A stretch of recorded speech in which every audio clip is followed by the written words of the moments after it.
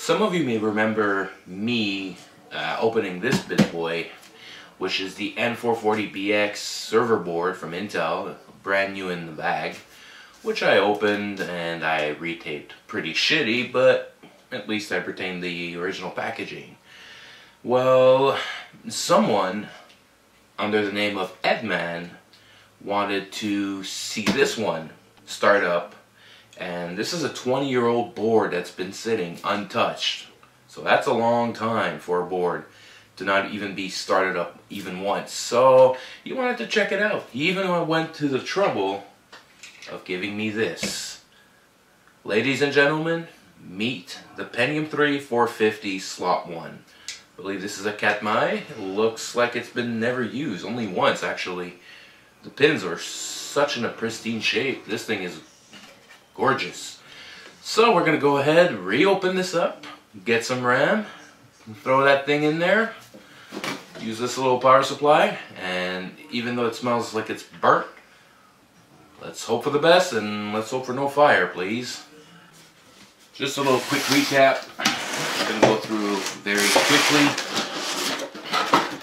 This is pretty much the accessory board. Comes with all this stuff, and this thing, since the motherboard is dual slot 1, I'm going to need this in order to cover the second slot in order for the thing to start. Other than that, manual, cables, the shield plate, bag, yada yada yada, CD, sticker, and all that stuff.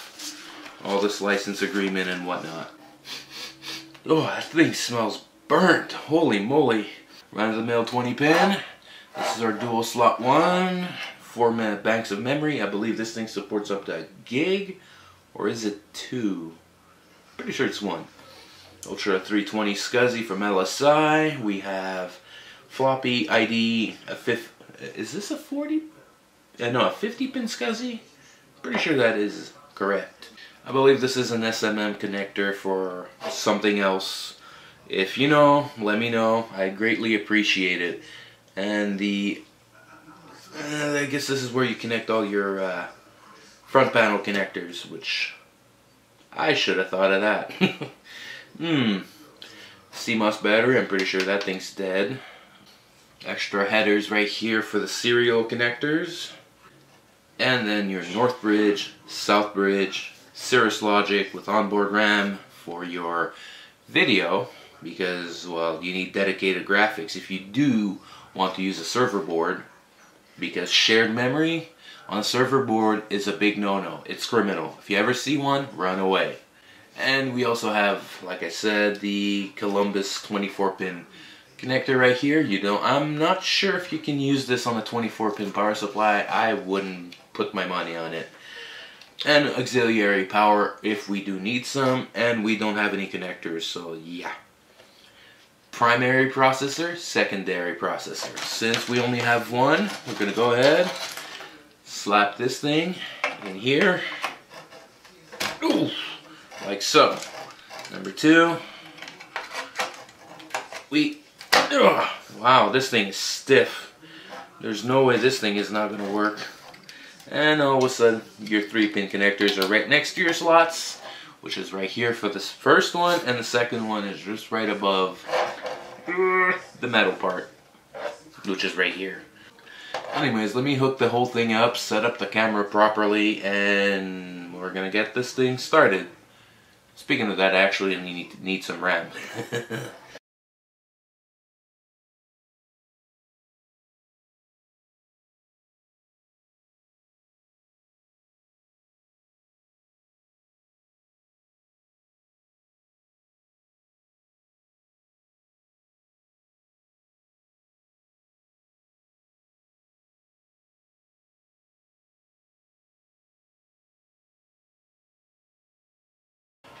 Alright, are you ready? I'm not. Fuck it. Let's let it spark. Well, nothing happened. Okay, start it up. Oh, actually it does start. And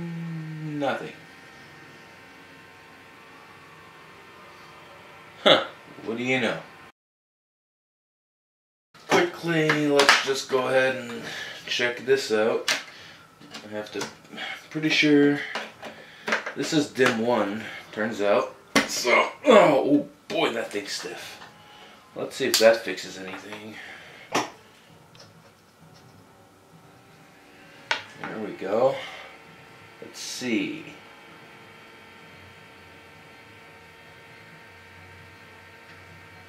Still don't get anything. Maybe I should wait a little. I know this is a server board, so it takes a while.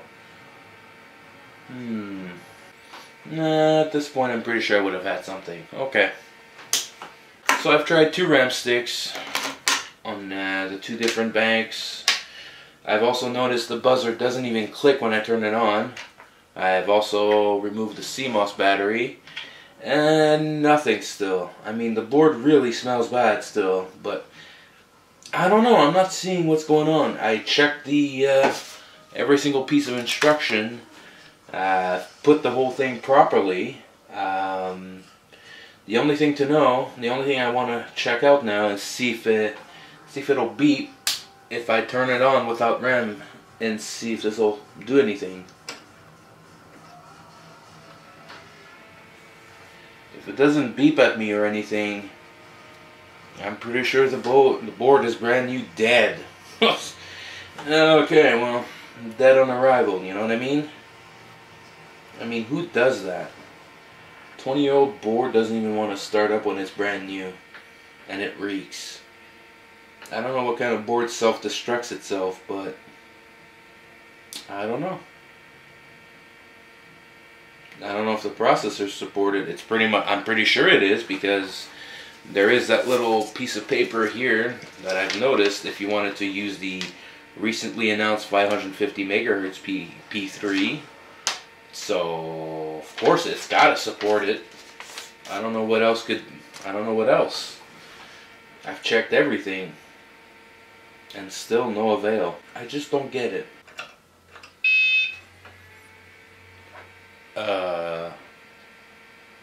You heard that. I unplugged the PS2 from the...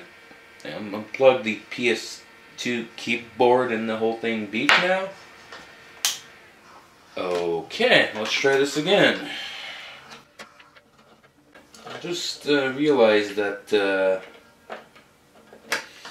I think I had a bad keyboard. I think this thing was bad, that's why I put it aside. I don't know. Let's find out. And nothing. Hooray.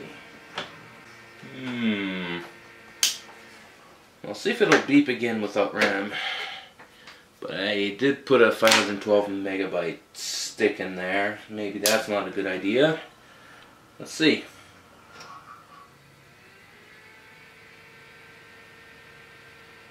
Oh, what the hell? What's going on now? Let's try it again. I wiggled some components, and I'm going to add a piece of stick of RAM this time.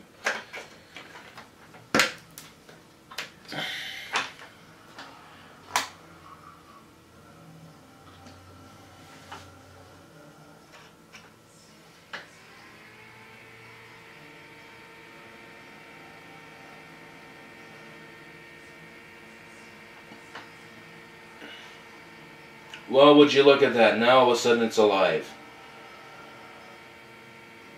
Well, I do get signal, but that's pretty much it. It still boots to a black screen. Oh.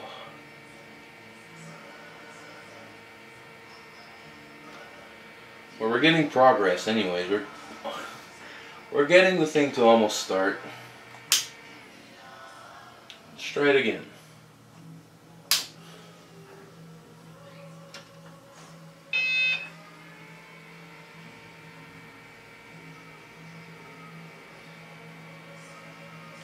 Is it just me, or is this thing as hard to start as an old carbureted vehicle? It beeps and now I get signal.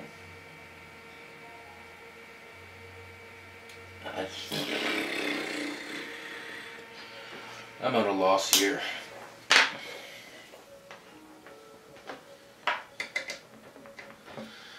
anyways, let's get the keyboard, see if it works still. Okay, so maybe the keyboard is fine.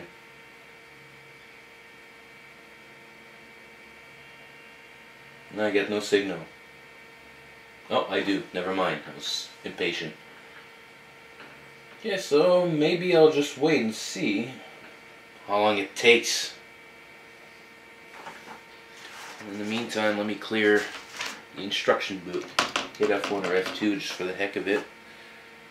There's no activity from the keyboard. Numlock doesn't light up.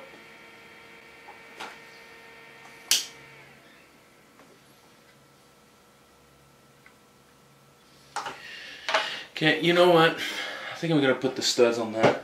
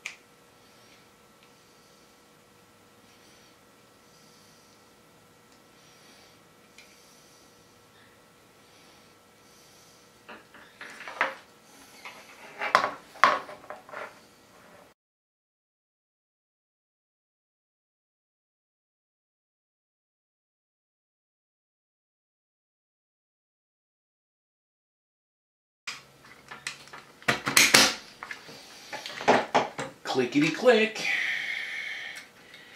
Can't click any further.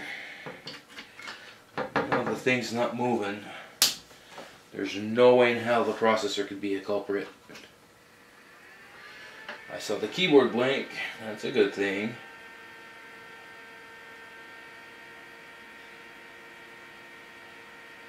And we have signal. We're still hitting dead end. Can I turn it off?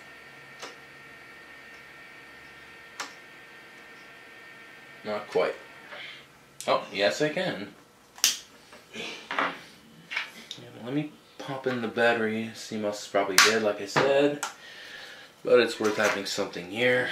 Let's add some extra RAM, bloat it up.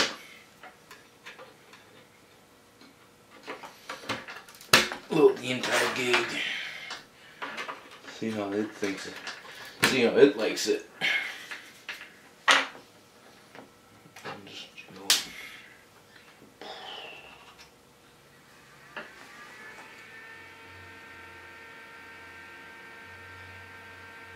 Let's see.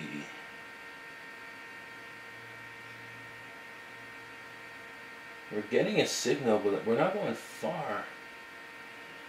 Third try, using a known working memory module.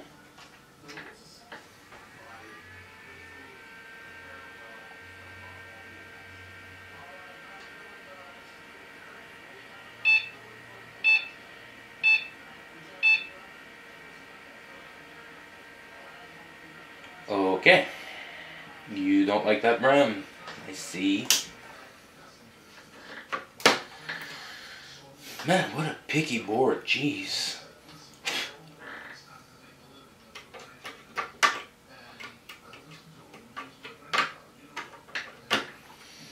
They say to only use PC 100. I'm only stuck with PC 133. What am I supposed to do?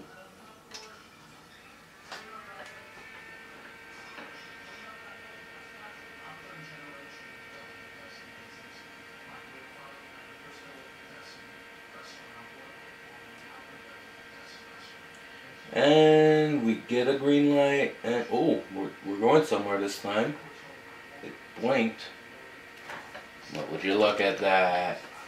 Would you look at that? Carbureted vehicle finally started. Phew! Non-volatile settings were invalid. Memory was reprogrammed. Yeah. And now it's searching for the SCSI. Well, yeah, the SCSI interfaces. There's nothing, of course. This is just the BIOS itself.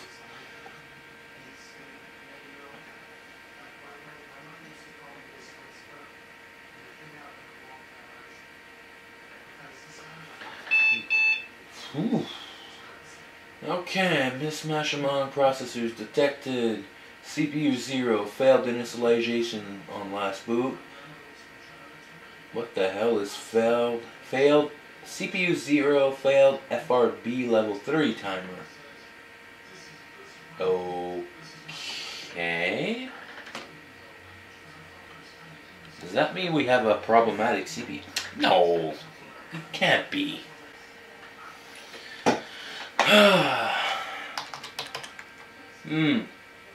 System date 02/02/1996, February 2nd, 1996. Well, I'm pretty sure it's 20 years old still, or 21. Yeah. So we are on December 12th. Oops. December 12th. We are the 10th. Oops. Jesus. Gotta turn their lock on. We are the 10th of 2017. Well, we don't have any floppy so far. Nothing in here. Okay, so let's see. Installed OS, other Windows 95. ESCD has to do with all the hardware information data, like plug-and-play devices and hard drives and whatnot. So we don't need to reset that just yet, I hope. Well, there's only one PCI device, and it's on board, which is the embedded SCSI device. Typical. Integrated peripheral configuration. Well, we have 2 serial port, a parallel, and a floppy disk controller. Not surprised. Well, look at that. Looks like we have a PCI forwarded feature. I don't know, that's the first time I'm seeing this. So delayed transaction is to enable the delayed transaction mechanism when your Southbridge chipset, or P2X4, is the target of a PCI transaction. So I guess when a PCI device wants to talk to the Southbridge, well, you can delay that transaction, which is enabled.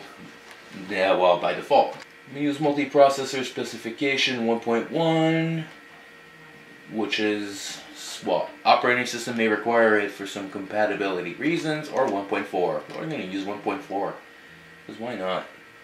Large disk access mode. You can use LBA or the old-fashioned CHS. Delay on option ROMs. Well, there's no delay there, which I guess will give you a couple seconds in between option ROMs, like, well, your SCSI, or maybe your video ROM, if you, well, ROM BIOS, if you ever have one that starts before the post, like old NVIDIA chips, old NVIDIA cards used to do. Secure mode boot. System will boot in the secure mode. What is this, the old-fashioned way of secure boot? Video blanking. Blanks video when secure mode activates. Requires password to unlock system. Right. And this is where we're going to the server stuff on that board. We have system management for server, and we have all this whatever. Management info. Let's go see. Well, that tells me a lot. Comp port access, if enabled, yeah, it'll use the board and IRQ. Make sure the identical. Yeah, they're identical to the IRQ, what you need for the serial port. Peripheral configuration setup menu. Blah blah blah. Baud rate 19.2. Ooh. You can use all these baud rates. Mostly serial would always go with 96 or 19.2. You can go higher if you want. So you can use these two console types, and the flow control is, well, this. Okay. And what are these? If selected, system will detect and report PERR, PCI buses, and this one will be SERR. Bleh. By default, boot device priority shows removable devices, hard drive, the CD-ROM drive, and, well, PXE boot. And blah blah blah, all this stuff. Save changes, why not? Exit. And let's see. Will it restart, or am I going to go into a blank again? Oh yeah, no, it's starting up. It's about time. So time and patience finally got this thing started. And thank you once again, Edman. Hope you enjoyed it. Here's your 20-year-old motherboard booting after a shitload of attempts anyways. But here it is. I finally got it to start. Like an old carbureted vehicle. So now what is left to do? I mean, I started the board. I can use the board. But now what? Well, I guess it's going to return into the box and just sit there like a trophy.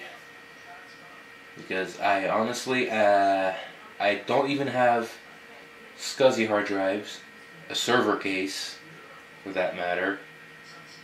Wow, this is terrible. I wish I had all these. I wish I had all these, but such is not the case. And things are best preserved clean. And I know it works this time, so that's good. Well, there it is. And until next time, guys, take care, and thanks for watching. And once again, thanks, Edman, for your CPU. Really appreciate it.